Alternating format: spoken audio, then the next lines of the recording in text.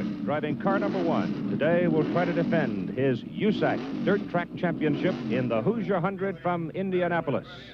But a man who is reaching for that title for the first time is Mario Andretti. Mario with a problem just before the race gets underway.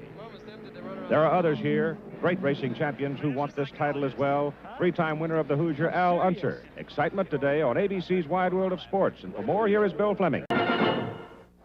Welcome to the Indiana State Fairgrounds here in Indianapolis. And we're going to go dirt racing today. Mile track, hard dirt, excitement. A lot of purists in this sport think that this is still the most exciting kind of automobile racing there is. And the guys who drive the fancy stuff on the paved strips around the world all agree. They love to come here and have themselves a good time and win some money. I'm Keith Jackson. Working with us today along pit road will be Chris Economaki, the editor and publisher of National Speed Sport News. The man sitting on the pole is Greg Weld. He's a bit of a surprise in that he claimed that pole position because nobody really expected that he would be able to outsprint the likes of Al Unser, Mario Andretti, and A.J. Foyt, and some of the other fellows who have a great deal of experience in sprint car and dirt track racing. But Greg Weld is tough in the sprints and on the dirt, and he'll be tough here today. Everybody's going to be watching Mario Andretti. Mario trying to win his first national dirt championship ever. And he's got a problem because he's going to start with 7 cylinders. He blew a piston in practice, and he's got a problem right off the beginning. Another fellow to watch is A.J. Foyt. A.J. has won this particular event, the Hoosier 100, 6 times. But Al Unser, driving car number 2, starting outside on the front row. Al has won it 3 straight times. If Mario Andretti can finish 6th or better today, then he will win his first national dirt track championship, but he's got his work cut out for him. Well, the field is about ready to go. Here's the president. And here's the gentleman to get things rolling. Tony Holman. Gentlemen, start your engine. 24 cars winding up for the 21st running of the Hoosier 100. Famous old dirt track here at Indianapolis at the State Fairgrounds. On the front row, in red car number 22, it'll be Greg Weld. Outside on the front row, in car number 2, Al Unser, a man who has won this race 3 consecutive times. Running back in row number 2, Lee Koonsman and Johnny Parsons. And they're both going to keep their eye on that guy at number 2 because they know he's going to jump out in a hurry. In row number 3, Arnie Knepper and A.J. Foyt. And in row number 4, it'll be Mario Andretti. Mario Andretti with a problem. Before he got in his car, Chris Economaki talked to him about the problem he has starting the race. Moments before the start, Mario Andretti, leading for the 1973 Dirt Track Championship, discovered a problem. What is it, Mario? Well, we burned a piston. The track was so beautiful and tacky, and we were really getting good bite. And the number 4 cylinder went, and now we're just going to have to start on 7 cylinders. Your partner, Al Unser, and Tom Bigelow can beat you for the championship. You'll be thinking of them in the race, I guess. Yes, I'm thinking of them right now. As the 24-car field moves around, heading for the start, and look at the point standings in the dirt competition, Mario Andretti with 400, Al Unser and Tom Bigelow each have 260. And the points awarded in this race, 200 for first, 160 for second, and 140 for third. So you can see if Mario Andretti doesn't get any points today, he could lose his opportunity to win the dirt title. And here we go racing. Greg Weld in red number 22 jumps into the lead. Al Unser is in second place. Lee Koonsman moves up into third. One of the most exciting things about this kind of automobile racing is the way they go through the turn. They'll go through sideways. And Mario Andretti stuttering along, having very little power coming off the turn. He told you, remember, he had burned the piston. So he's going to be running under power all day and hoping he can go all the way. Keith, it's not the kind of an event that you can go in with 7/8 of your power. Unser takes a run going into the turn at Greg Weld, but Weld fights him off and holds the lead. Weld did a remarkable job qualifying, Keith. He came out last, and the track had gotten hard, and there's Unser trying underneath.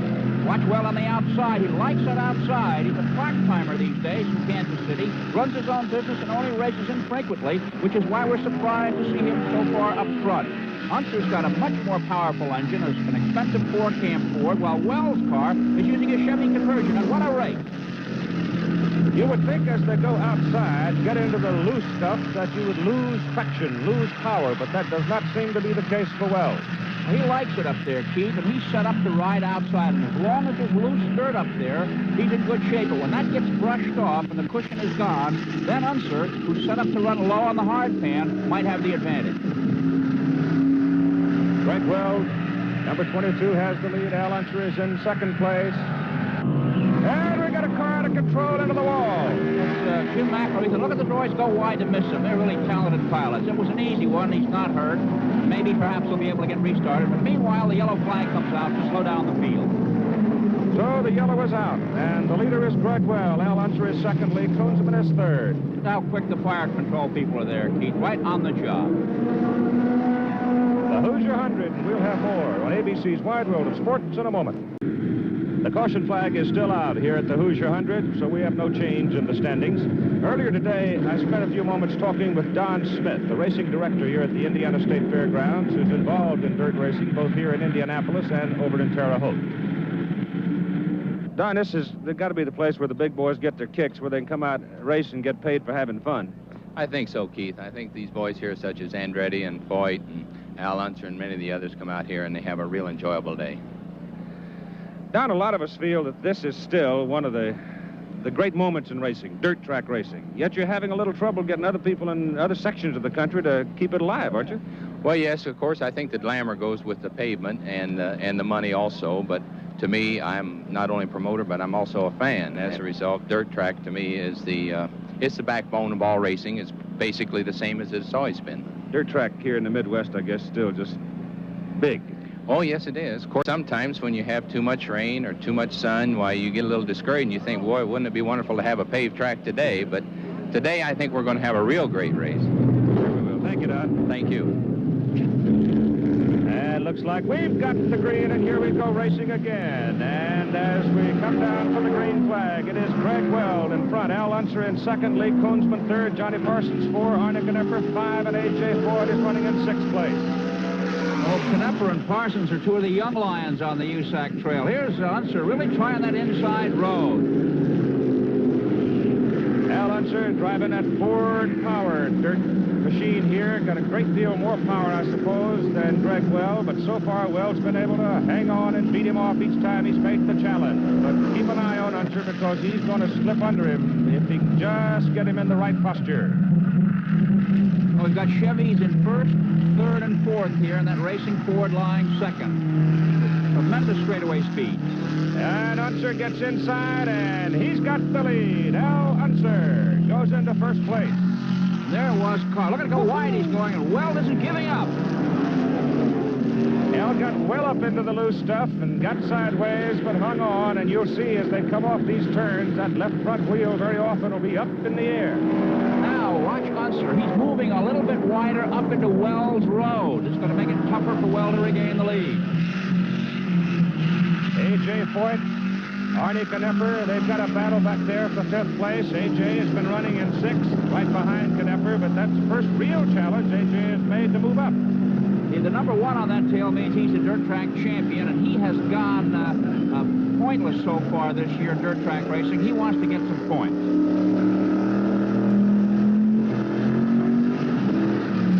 Just doesn't seem to have the... Whoa! Look out! He almost gets the wall. That's come from trying just a wee bit too hard, Keith. In the meantime, as Foyt and Knepper have their battle back in the pack, Al Unser is stretching his lead. Al has changed his line just a little bit, Keith. He has moved higher and taking Greg Weld's road, so to speak, to make it tougher for Weld to get by him if he should get that close. There's Greg, the Kansas City youngster, in that Chevy engine, McIntyre, number 22, holding second, and Unser pulling away. That Ford has really got the steam. Bell Melitich, Parnelli Jones owns the car, and Charlie Tabucchi does the engines, and it's a fine piece of racing machinery. Incidentally, the specifications for these cars are exactly the same as for the Indianapolis 500. They use the same piece of paper to build them, and they look much different. And look at heavy traffic here. Of course, that's going to be to the benefit of Al Unser. If he can get into that traffic and make some passes and put cars between him and Greg Weld, it's going to help, and he's starting the lapping process now. Look out. Is he going to try to go between them? Oh, he made George it. Snyder on the outside and Mel Cornett inside, and it's three abreast there for the moment. And this tells you a little bit about the bravura that Al Unser displays when he wants to win. called firewalling it, because he's really on it. Meantime, we've got a battle between Lee Koonsman and the black car number 12 and the red car number 22, Greg Well, for second place. He dared him going underneath, but he just had to back off because the car would have washed out inside of him. Whoa! Oh! Well, they almost kissed there. You saw just a moment ago, and there you have a look at it. Al Unser, car number 2, lapping people now, and he just passed Mario Andretti. Remember, Andretti has got to finish 6th or better in order to lock up his first dirt track championship. Lee Koonsman now sticks up his hand, and he's pulling down inside. So Lee Koonsman, apparently in that fight for second place, has done something to his equipment. That's right. He'll be coming into the pits, a hand up. He has had it. That's too bad. He was giving us a good race there with Weld for second. Well, Unser continues to lead. More in a moment. That car right there, Mario Andretti, and he is well back in the pack, off the pace, and his car looks sick, Chris. Yeah, you can see the white smoke coming out of the right-hand exhaust pipe, and he's slowing way down. That $31,000 engine looks like it's had it. And as Mario Andretti slowly tools around, headed for the stop and the pits, out of the race, his chances for winning his first dirt title look very dim right now. It all depends, of course, on what happens to Al Unser and Tom Bigelow. Mario Andretti is out of the Hoosier 100. Al Unser continues to lead, driving at a heady pace and stretching his lead all the time. Running in second place right now is Greg Well. Car number 2, Al Unser, is the leader. Unser going high in the turn to save his tires using the loose stuff. We'll be back here at Indianapolis for more of the Hoosier 100 a little later. We continue our coverage of the Hoosier 100 from the Indiana State Fairgrounds on dirt. I'm Keith Jackson along with Chris Economaki, just coming off a caution flag. The field bunched up some. Al Unser having an easy ride, has a big lead, and we're racing again. Unser is the leader. Greg Weld is second, and Johnny Parsons is running third. Mario Andretti is out of the race. Engine gave up on him. A.J. Foyt now becoming something of a story as he works his way through traffic. Boy, Foyt is taking advantage of the closely bunched cars, and it's really moving. Here he comes down low on the red number 1. It's a lot easier to pass in traffic than it is picking up. Look, there's a Dodge. It's easier to pass them wholesale the way A.J.'s trying to do than one at a time later on. And that move is going to put him into 4th place as he gets by Arnie Knepper, car number 3. So now it's Unser, Weld, Parsons, Foyt, and Knepper. Our numbers are 2, 22, 98, 1, and 3. Here's A.J. threading the needle again, Keith, going down low after coming through that whole pack of cars. He's on the move. And Larry Dixon, car number 69, indicates he's through for the day as something has expired on his car. Keith, that wiggling tells you it's a driveline problem, and that's ironic because this is the only car on the race with an independent front suspension. It's an experimental unit, and that didn't give any trouble, but rather the rear end did. So the tow truck is on the racetrack now to pull Larry Dixon's car out of the way, and that brings out the caution flag, and everybody slows down. And it gives us a chance to spend some time with a remarkable young man, Merle Bettenhausen, who in an accident in Michigan in July of 1972 lost his right arm. Now, before the qualifying for the race, he showed us how he handles a race car, and just recently he posted a win on the short track midget competition down in Johnson City, Tennessee. And as we watched, I asked Merle what it's like driving with one arm. Well, the secret to driving any race car, whether you got one arm or two arm, is being able to relax when you go down the straightaway, and this is one thing that I really didn't do too well when I had two arms, but now that I've got one, I've got to relax, and it's something that's always conscious in my mind, and I do relax whenever chance I get, which is one thing nice about a mile track as compared to a quarter mile. You do have long straightaways and do have a chance to relax. Even though you run 110 mile an hour, the race car is made for that speed, and you can just more or less relax, as in my instance, my left arm, and hope to go 100 miles. I've never gone this long, but I think I can. How much control, how much use do you actually get out of the artificial arm now? Well, I can use the arm going down the straightaway if I have to reach up and clean my shield on my helmet, or for some other reason. I have used it going straight as far as in the corner while I'm racing. 99% of it does come from my left side, and it's a lot better than I thought it was going to be, thinking about it for a year, waiting to get back in a race car. You must have an ultimate goal. Well, just to get back racing and hopefully to do it as good as I did before, maybe even better, and maybe I can show some people in this world that just because you're missing an arm doesn't mean you're handicapped. You're only handicapped if your head tells you are, and I don't think I'm handicapped. What about Indy? Do you want to run there? Well, Indy cars are in the back of my mind, Keith, but I haven't set any goals for myself, and it's just something that if it works out well enough and I can get back into them, well, you know, I'll be a happy man. But if it turns out that I don't, well, it's just the way it's supposed to be. But I haven't given up yet. Merle Bettenhausen, you're a big man. We admire you. Thank you. And it was a bulky engine that kept Merle Bettenhausen from qualifying for the race. His brother Gary there on the right with him did not qualify either. But the Bettenhausen boys are quite a story. Here at the Hoosier 100, the caution flag is still up. We're getting close to a restart for the race, and we'll have more action for you from Indianapolis in a moment. As we continue our coverage of the Hoosier 100 here at the Indiana State Fairgrounds, Al Unser continues to lead. Running in second place is Greg Weld. Johnny Parsons is third, but A.J. Foyt now has moved up a notch. He is running in fourth spot. And as the green flag goes up and the field comes around the turn, Foyt and Parsons are very close together. Foyt trying to make a run at him. You know, a dozen years ago, Foyt was racing Johnny's dad, who won the 1950 Indianapolis race. Look at them go, side by side. The youngster on the outside and the senior citizen down low. Foyt number 1, Parsons 98.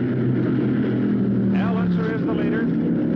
Each time we've had a caution flag, the field is bunched up, but each time we've gotten the green, then Al Unser has enough power, he just goes sprinting away from the rest of the field. I think Unser's mechanics set the car up for this type of racetrack, the kind of track that would be for the last half of the race. Hard, you can see the dirt is turning black, it's almost like a paved road, and what cushion is left is where a driver can hardly use it.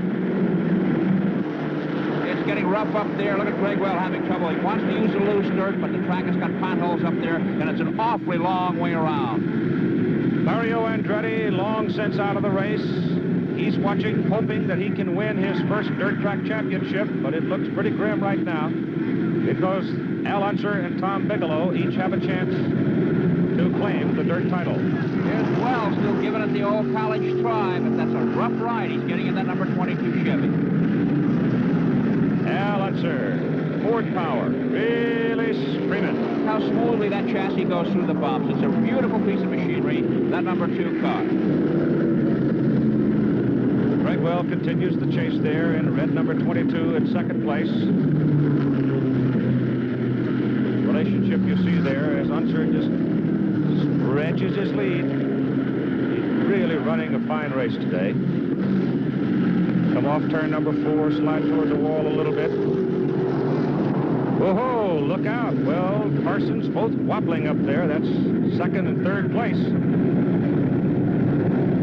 You know, before every race driver picks a place. Well, Greg Weld was quite a story. He was the last qualifier out. That's pretty hard to run very fast, but he won the pole position, and he qualified very high. Well, before the race started today, Chris Economaki asked Greg if he figured he could continue to run high during the race.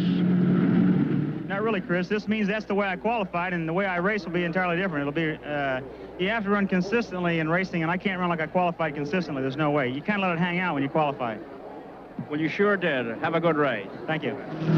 Some pre-race comments from the man running in second place, Greg Weld of Kansas City, Missouri. Out in front, building the lead all the time, getting bigger and bigger with it, is Al Unser. He's just got tremendous power today, and he's driven a very smooth race. Here comes A.J. Foyt out of the corner, a little bit high. Arnie Knepper right behind. Uh-oh, A.J. gets a bit ragged, and Knepper comes by on the inside for the position. Oh, Knepper's feeling young these days. He's 43, and he recently enrolled at Eastern Illinois University as a freshman. Is that right? I gotta believe, though, that there's something wrong with the setup on A.J. Foyt's car, because earlier it was performing much better than it is now. You know, today's race, Pete, is sanctioned by the United States Auto Club and is the finale of its Dirt Championship division, as opposed to its National Championship division, which is highlighted by the Indy 500 every year. There's one race left in that series. It comes up on Saturday, the 3rd of November. It'll be the Phoenix 150 at Fast Track International Raceway in Phoenix. And everyone out there is looking for the return of Roger McCluskey, a home stater who has won the national championship. And speaking of championship, Mario Andretti came into this race hoping to win his first dirt title, but he's long since been gone from the race. Al Unser has the big lead right now, and if Al hangs on to the lead and he wins the race, then he is going to win the dirt track championship, and he's won this race 3 consecutive times. That's quite a feat. And Greg Well in car number 22, second place, slowing down, headed toward defense of Johnny Parsons, Jr. Car number 98 moves up into second place, and Well comes to a stop, and that just about eliminates him from any chance of winning this race. So you have a problem in automobile racing is who's who and where are they? How do you keep it straight? It's an interesting story. Let's go down to the start-finish line with Chris Economaki. He stands behind the scoring table. So glamorous behind-the-scenes jobs in an automobile race is keeping score. Every car in today's race has a score at this table facing the start-finish line. Each score has a clipboard with a little counter on it. The counter is synchronized with the other 23 counters, and the numbers change every second. On a sheet of paper is 100 spaces, and each time that particular scorer's car comes by, the number that's on the counter is written in the square. Thus, the car is scored for the lap and timed to the nearest second. At the end of every 10 laps, the numbers are put down on a separate sheet of paper. The master scorers collects them to determine the position at the 10-lap interval. To back up any error that might take place, one of the gentlemen walking up and down the back serial scores, checks each car every time he comes by in case there might be a problem. When it's all over, it's supposed to come out right, and usually does. Leader is Al Unser, Johnny Parsons second, Arnie Knepper third, A.J. Foyt 4. Back with more in a moment. The running order for the Hoosier 100 on dirt here at the Indiana State Fairgrounds in Indianapolis. Al Unser, car number 2. Big lead. About a third of a lap over Johnny Parsons, Jr. in car number 98. And running in third place is Arnie Knepper with A.J. Foyt in 4th. We've been talking about dirt track racing being fun. Chris Economaki put the question to Al Unser, 2-time Indy winner. Asked him if it is a lot of fun. Very much so, Chris. It's got to be, as far as I'm concerned, one of the most thrilling rides that you can have. It all depends on the track conditions, on how deep you want to go in, and you can just give the car a great big toss, and when it hits the cushion, as we call a cushion, you can just bury your foot into the throttle, and it is a thrill, I'll tell you. Which is harder, Al, racing on pavement or racing on dirt? Chris, I don't think there is such a thing as something being harder than the other one, because at each racetrack, it's a different challenge than from one, So you really can't say that dirt's harder or easier, or pavement is, in the rear engine cars are harder or easier. It all depends on the day that you're racing and the conditions and how well your car is set, and if you win the race or not. Some pre-race comments of the leader, Al Unser. And we've got a battle now shaping up between Arnie Knepper in car number 3 and A.J. Foyt in car number 1. They're fighting over third place. Look how wide the groove has gotten. That dirt now begins to look like asphalt. And A.J. sliding through it. You're really broadsiding the corner. Tom Bigelow is driving car number 4. He has moved up into 5th place. Now, Tom Bigelow is an important figure here because he came into this race with 260 points, and a win here, well, he could win the dirt track championship. That's right. He started 9th, and he's come a long way since the green flag. Now, to establish some relationship here of Tom Bigelow and A.J. Foyt, look around the track, you can see that Bigelow is on the move, and there's Foyt up in car number 1. Greg Well, the pole sitter who led the first 11 laps of the race, been out of it for some time. He's on pit road with Chris Economaki. Greg, I see you're limping. What's the trouble? The seatbelt pressed against my hip and made my hip go to sleep, and it doesn't hurt, it just goes to sleep. What about the car? Well, early in the race, my brakes went away. The brakes quit working, and if the only way they'll come back is if you quit using them, so I had to quit using the brakes. Greg Well, the pole winner, out of the Hoosier 100. Thank you, Chris. And A.J. Foyt on the racetrack has slowed down. Looks like A.J. has lost an engine. Something's gone wrong with his car, but the man who has won this race 6 times great name in automobile racing, is coasting into the pits. And he probably is going to arrive there just a little bit grumpy, because he would like very much to have won this one again. That's a double blow to A.J. He's the owner as well as the driver, and this marks the second Indianapolis winner to fall by the wayside in this Hoosier 100. Well, Unser doesn't have it all roses yet, Keith, because in the previous 2 dirt track races, he was leading but was unable to finish. In the first one, he ran out of fuel. These Ford engines use a lot of fuel, and the tanks are limited in capacity, and no one knows whether he can go 100 miles on 1 tank full of fuel. He hasn't done it yet. Al Unser is the leader. We'll be back here for the finish of the Hoosier 100 in a little while. But